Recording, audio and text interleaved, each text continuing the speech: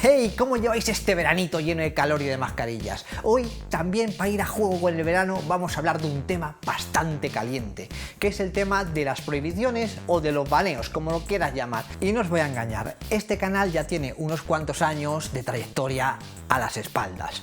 Y hemos hablado en alguna ocasión que otra sobre prohibiciones. Pero antes de ponernos a hablar directamente sobre prohibiciones y dar opiniones a los cuatro vientos, vamos a hacernos una pregunta muy simple. ¿Por qué se prohíben las cartas?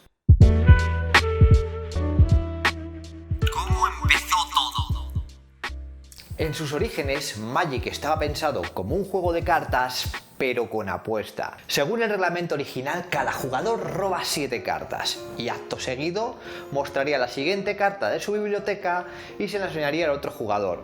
Esas cartas irían a parar a una zona especial llamada zona de apuestas y el ganador de esa partida se quedaría para siempre jamás con las cartas que hubiera en esa zona de apuestas. Esto, como es lógico, no triunfó mucho porque la gente pues no quería perder sus cartas, solamente querían jugar a Magic y ya está. Y cuando empezaron a hacerse los primeros torneos de Magic, pues esta pequeña reglilla de las apuestas causaba un pequeño conflicto, ya que un participante podía acabar con una baraja diferente a la que había empezado, porque hubiera perdido cartas o hubiera ganado cartas que se hubiera metido en la baraja y cosas bastante raras. Y lo que hicieron fue pues no calentarse mucho la cabeza y solucionar el problema de raíz. No permitían jugar los campeonatos con la regla de las apuestas y en consecuencia todas las cartas que habían publicado hasta el momento que tuvieran que ver con esa regla estaban prohibidas en campeonatos. Y con el paso de los años esta regla de las apuestas fue cayendo más y más en el olvido hasta la última carta que fue publicada en Tierras Natales, que ya ha llovido, que tiene que ver con el tema de las apuestas. Y desde ese momento pues nada más se supo sobre las reglas de apuestas. También Wizards suele prohibir cartas que son tan aburridas jugar contra ellas que convierte tu partida en un verdadero infierno. El ejemplo más paradigmático es el Sarazad, que es una carta tan mal diseñada que puede incluso hacer que una partida de Magic no termine nunca y que sea más fácil pues que te mueras de viejo. Así que lógicamente esa carta acabó prohibida porque aburría hasta las ovejas. Recientemente Wizards también ha prohibido cartas por tener un sesgo racista. Ahora resulta que en 2020, después de 25 años de Magic, han descubierto que tenían cartas antiguas que podían sacarle otra connotación un poquito más chunga. Me refiero a cartas como el Invoke Prejudice, una carta que ya el tema en sí está muy relacionado con el racismo y que además la ilustración evoca a alguien del Ku Klux Klan. También dentro de este selecto grupo podemos encontrar cartas como la Cruzada, el Stone Throwing Devils. En definitiva, que este selecto grupo de cartas ahora 20 años después han sido prohibidas porque se puede ver algún contexto racista en ellas. Yo personalmente he tenido la oportunidad de jugar estas cartas cuando era jovenzuelo y lo jugaba como simplemente eran, simples cartas, no veía nada más allá. Sí que es cierto que ahora puede haber gente más sensible que se puede ofender por eso, pero bueno, la empresa que hace Magic, que es Wizards, y son ellos los que deciden qué cartas prohíben y qué cartas no. Y dentro de este saco, pues nosotros, personas normales, ni pinchamos ni pintamos nada en absoluto. Sí que es cierto que este tema ha traído mucha polémica, se han escrito ríos de tintas en la comunidad de Magic, pero también vamos a hablar ahora mismo precisamente de otro grupo de cartas que suelen ser prohibidas y que también traen su polémica, que son aquellas cartas que son prohibidas por poderosas. Este tipo de prohibiciones en los orígenes del juego no existían, ya que la mayoría de las cartas que Wizards consideraban que eran muy poderosas estaban restringidas a una sola copia por mazo. Y fue con el nacimiento de Standard cuando también se creó este concepto de cartas prohibidas tal y como lo conocemos hoy en día. Es decir, esta carta no la puedes jugar en este campeonato porque está prohibida por poderosa. Y ahora bien, yo creo que todos sabemos diferenciar una carta poderosa de Magic de otra que no lo es tanto. Por ejemplo, esta carta es mucho más poderosa a esta otra carta que hay aquí, ¿verdad? Eso es obvio. Pero ¿qué debe de tener realmente una carta de Magic para que sea lo suficientemente poderosa para partir el juego en dos? Y afortunadamente eso se puede saber si te fijas en aquellas cartas que han sido muy poderosas o que han estado prohibidas a lo largo de la historia. Es lo bueno de que un juego tenga más de 20 años de antigüedad, que tiene una buena hemeroteca para echarle un vistazo.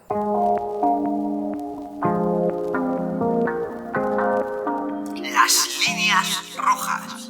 En Magic existen varias líneas rojas que nos pueden indicar si una carta es lo suficientemente peligrosa para poder romper un formato en dos. La primera de ellas, y una de las más fáciles de ver, es si es capaz de generar mucho maná a cambio de costar poco. Uno de los limitadores de Magic más importante para que el juego tenga un equilibrio es que solamente puedes jugar una tierra por turno. Eso significa que en el primer turno podrás jugar cartas de coste 1, en el segundo de coste 2 si juegas una tierra y así sucesivamente. Y precisamente por esto cartas como la espiral de crecimiento o el elfo de Llanowar son realmente cartas muy buenas y que se juegan, porque te permiten jugar un hechizo un turno antes. Puedes tener en el turno 3 una carta que te cuesta 4 de maná gracias a cualquiera de estas dos cartas. Todo esto dicho así suena como bastante poderoso, ¿verdad? Pues imagínate la cara que se te queda cuando alguien te juega un cofre de maná o un ritual siniestro que es capaz de adelantarte 2 o incluso 3 turnos en la partida. Por eso una carta mítica como el Black Lotus es realmente tan poderosa, porque te avanza 3 turnos la partida. Y es debido a este motivo al que han prohibido hace bien poquito los fuegos de la invención, porque es una carta que virtualmente te hace tener el doble de maná. Y precisamente también por este mismo motivo la reclamación forestal es una carta que debería estar prohibida, porque te permite tener el doble de maná a final de tu turno para jugar hechizos instantáneos. Otra de las líneas rojas también tienen que ver con el maná, y son precisamente aquellas cartas que las puedes jugar más baratas de lo que deberías porque tienen descuento. A lo mejor en este vídeo todavía no ha quedado lo suficientemente claro, pero el maná es una de las limitaciones más importantes de Magic y que mejor pueden equilibrar una partida. Y el mejor ejemplo lo vemos en cartas como el tropiezo mental o el había una vez, porque simplemente el hecho de jugarlas era gratis. Otro de los recursos más importantes que hay en el Magic son las cartas que tienes en la mano. Por eso robar cartas es muy importante. Cuanto más cartas robes en una partida, más fácil será que respondas a las amenazas de tu oponente y más fácil es que encuentres tú aquella carta adecuada que te lleve a la victoria. Por eso, lógicamente, otra de las líneas rojas que hay en el Magic y que no se debería pasar nunca a la hora de crear una carta son aquellas cartitas que te permiten robar muchas cartas a cambio de muy poco coste. Una de las cartas que mejor ejemplifican esto es el Engrampacráneos, este equipo que salió en Darksteel. Lo único que te pedía para robar 2 cartas era 1 de maná incoloro y una criatura resistencia 1, que por lo general es bastante barato. Lo único que tenías que hacer es equipar a esta criatura, moría por Engrampacráneos y robabas 2 cartas y te permitía hacer el bucle una y otra vez, y cuando te querías dar cuenta pues te habías robado media baraja. Y por eso lógicamente esta carta no duró mucho en el formato de estándar de aquella época. Y por lógica están también aquellas cartas que te permiten ganar la partida con el único esfuerzo de poner esa carta en el campo de batalla. Un buen ejemplo de este tipo de cartas lo tenemos en Oko, que convertía la partida en algo así como: quien juegue primero el Oko y consiga protegerlo va a ganar la partida, porque por sí solo él es capaz de destruir la estrategia del rival. Y también dentro de este maravilloso grupo se incluyen aquellas cartas que te permiten ganar la partida cuando las juntas con otra carta en concreto. El mejor ejemplo de esto lo podemos ver en el Guardián de Felidar, que cuando lo pones en el campo de batalla y hay una Saheli Rey en juego, directamente ganas la partida automáticamente. Y prácticamente estos son los criterios para evaluar si una carta está rota o podría cargarse el formato. ¿Wizards tiene esta información? Pues sí, de hecho lo publicaron hace bastante tiempo en un artículo suyo. ¿Ha prohibido Wizards alguna que otra carta utilizando estos criterios? Pues a veces sí, como hemos podido ver en unos ejemplos en este vídeo, y otras veces pues no, como en el caso de la Necropotencia, que es una carta que te permitía robar un montón de cartas prácticamente a cambio de pagar una vida por cada carta, es decir, regalado, y que estuvo dando por saco durante todo su estándar. Y cuando digo dando por saco es que se jugó a dolor. En términos generales, en el pasado eran bastante más permisivos a la hora de querer prohibir cartas, y no solían tocar ninguna carta ni prohibirla al menos que el formato se estuviera literalmente cayendo a pedazos, como ocurrió en 1998, que te muestro en este vídeo de aquí. De hecho, no hace mucho tiempo pasaban literalmente años sin que se prohibiera ninguna carta del formato de estándar.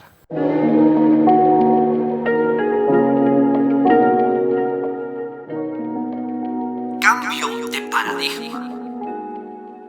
pero todo esto cambió con la entrada del año 2017. Antes de eso, Wizards simplemente se limitaba a prohibir aquellas cartas que simplemente se iban de madre en una baraja pues que era demasiado poderosa. Pero con la entrada de 2017, Wizards prohibió cartas de los 3 arquetipos principales que se jugaban en el estándar de ese momento. ¿Esto significa que todas las barajas que había en ese estándar estaban rotísimas? Pues hombre, no lo creo realmente. Si vemos un campeonato en 2016 como el último Pro Tour que se jugó anteriormente, podemos ver que el estándar es más o menos variado.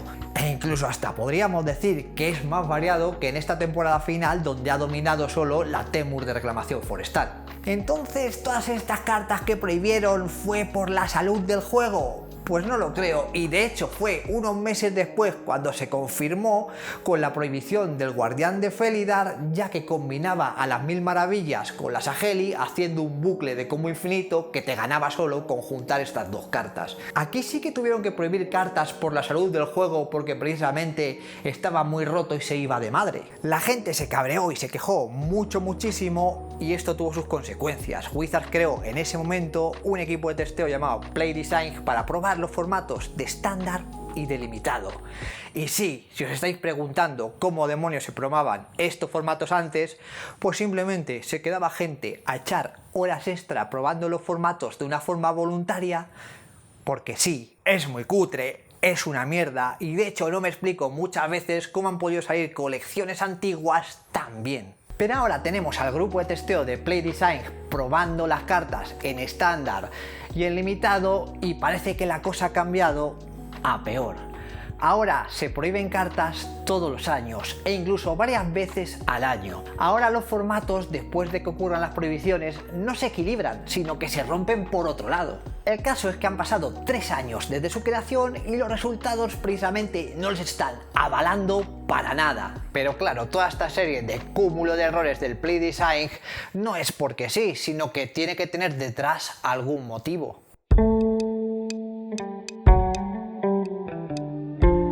¿Culpables o víctimas? Puede que simplemente no pudieran probar bien las colecciones de Magic 2020, de Trono del Drain y de Teros porque no tuvieron tiempo para ellos. Vamos a ponernos en perspectiva. Estas colecciones salieron en 2019 y tuvieron que ser probadas en 2018. Si le echamos un vistazo a ese año, a ese 2018, fue un año de locos para Magic. Es decir, ese año sacaron Rivales de Ixalan, Magic 2019, Dominaria y Gremios de Ravnica, y también sacaron otras colecciones suplementarias. Sacaron Masters 25, Ultimate Masters y Battlebond. Estas colecciones también deben de ser testeadas por ellos de cara al limitado, a que puedan hacerse drafts equilibrados o sellados con algún equilibrio y que sean divertidos. Así que ese año probablemente se les viniera sobre sus cabezas un montón de trabajo, y encima ellos no eran más miembros en el equipo de testeo, sino que eran los mismos. Así que la moraleja de esto es: Wizards, si vais a sacar más productos, contratar más gente, no seáis cutres. Podemos también ser un poquito malillos y pensar que todo esto lo hace Wizards por simplemente codicia. Ya demostraron de esto un poquito en 2017 y en 2018, cuando siempre que salía una lista de cartas prohibidas de estándar, siempre en enero, contenían cartas que eran jugadas precisamente en las barajas que más se jugaban en estándar en ese momento. ¡Qué casualidad! ¿Qué pasa? ¿Que todos los años en enero estaba el formato súper mal y había que solucionarlo? ¿O es que acaso había que mover un poquito las barajas para animar a la gente a comprar? ¿O porque últimamente se prohíben cartas de una colección en concreto cuando esta casualmente se ha dejado de vender y se está comenzando a vender la siguiente colección? ¿Qué pasa? ¿Que mientras que esa colección está en venta, estas cartas que están rotísimas tienen una especie de inmunidad contra baneos, o qué ocurre aquí? Luego tenemos también otro factor importante debido a la llegada de la era digital, y es la presión social. Y esto es algo que hasta yo noto en mis propios vídeos. Me acuerdo cuando saqué hace poquito un vídeo en el que jugaba con una baraja de Giruda, había muchísimos comentarios de gente pidiendo la prohibición de este compañero. Luego esta baraja resultó no ser tan buena y de hecho ahora no la juega ni Dios. Pero ahí estaba la gente pidiendo prohibiciones y pidiendo de todo. Si esto es algo que yo leo en la caja de comentarios de mi canal, que es un canal pequeñito en español que habla de Magic, en fin, un mierda seca total, imaginaros todos los comentarios de gente frustrada que debe recibir Wizards, de gente quejándose para que prohíban una carta y de gente lloriqueando.